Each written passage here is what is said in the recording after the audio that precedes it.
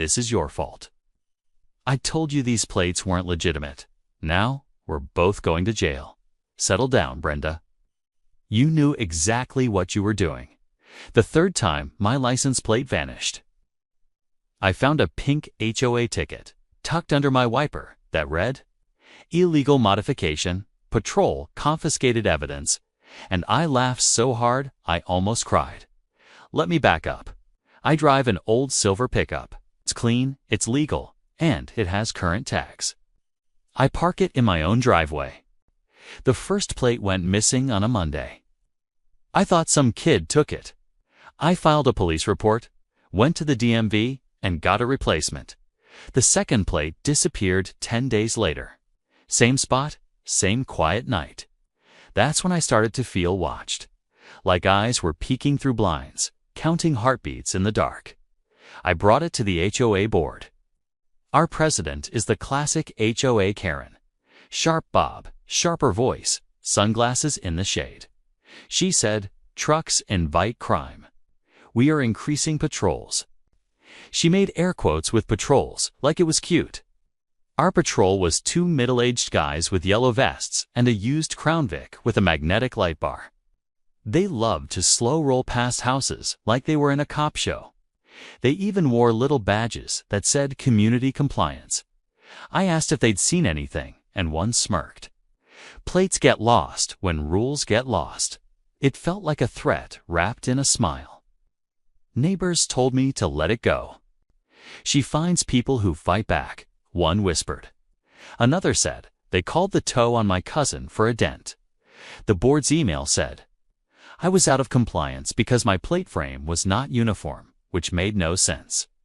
I tried another appeal meeting. Brenda slid return-to-sender envelopes back across the table. Read the bylaws, she said. We keep our streets safe. Safe from what? My truck. When the third plate vanished and that pink ticket waited on my windshield like a mean little gift, something changed inside me. Fear burned off. I got mad, but it was a cold, clean kind of mad. I looked at the ticket again. Confiscated evidence. Evidence of what? Owning a truck. So I made a plan. First, I mounted the new plate with breakaway screws so it would come off easy. If someone tried again, I didn't want them to damage the truck. Behind the plate, I tucked a tiny tracker the size of a coin. Then I installed a dash cam and a driveway camera pointed dead at the plate. I printed a small note and taped it inside the tailgate. Smile. Petty? Maybe. But I needed the smile more than they did. Next, I called the non-emergency line, but I didn't stop there. I looked up who investigates plate fraud in our state. It turns out the DMV has investigators. Real ones, not cosplay. I told the investigator everything. I sent them the ticket image, the emails, the board's weird uniform plate frame rule, even a screenshot of Brenda's next-door post bragging about cleaning up trucks. The investigator's voice went flat. Plates are state property, he said. Nobody removes them but the owner or law enforcement. Keep your tracker on. If it moves, call me. 5 nights later, at 2:13 a.m., the driveway camera pinged. The Crown Vic cruised slowly. Lights off. My dashcam caught a gloved hand reach around my bumper, twist and lift the plate like it was a prize. The guy held it up to the moon, admired it, and slipped it into a folder. Then he set a pink ticket under my wiper. The car crept away. I didn't make a sound. I just watched the tiny dot on my phone walk across the map. It went down Maple, turned left on Primrose, and stopped inside the HOA clubhouse parking lot. I breathed in, breathed out, and tapped the investigator's number. He answered like he was already awake. Stay put. Keep eyes only. 15 minutes later, I heard a quiet knock and opened the door to a plain sedan and 2 people in jackets that said, DMV investigations. No drama. No music. Just crisp calm. One officer asked if they could view the footage. We watched the grab, the smirk, the ticket. He nodded once, then radioed something simple like, confirm ping at clubhouse. People always say, revenge is loud. Mine started out soft as we rolled over to the clubhouse in the investigator's car, my heart thudding like bass in the trunk. The lot had 5 cars. One was the Crown Vic. Another was Brenda's white SUV with the I Rules bumper sticker. The clubhouse lights were on. Through the glass doors, we saw the patrol guys laughing, stacking plates like playing cards. I counted 5, then 7, then 10. They had a whole sad trophy shelf of stolen metal. The investigator didn't storm in. He walked, slow and polite. He held up his badge and said, "State investigators. Don't touch anything." One patrol guy tried to hide a plate behind his back. And the other said, "We're authorized." Brenda stood up from a folding table and jabbed a finger at me. "He's the problem. He refuses to follow our standards." "Your standards?" the investigator said. "These belong to the state." Everything that happened next felt like a movie scene I'd been waiting my whole life to see. He opened their folder and found my plate with my tracker shining like a little star. He looked at the Crown Vic and read the plate frames. Community compliance. He asked who told them to do this. Brenda opened her mouth, then closed it. The patrol guy tried to blame guidelines. The investigator read Brenda her rights and explained the law in slow, simple words, like a teacher to a loud student. You do not remove plates. You do not impersonate law enforcement. You do not issue fake citations. Neighbors had started to gather outside the glass doors. Phones out, recording. Someone whispered, "Oh my God." Someone else laughed that sharp laugh you make when the bully trips. The patrol guy who smirked at me before looked very small now.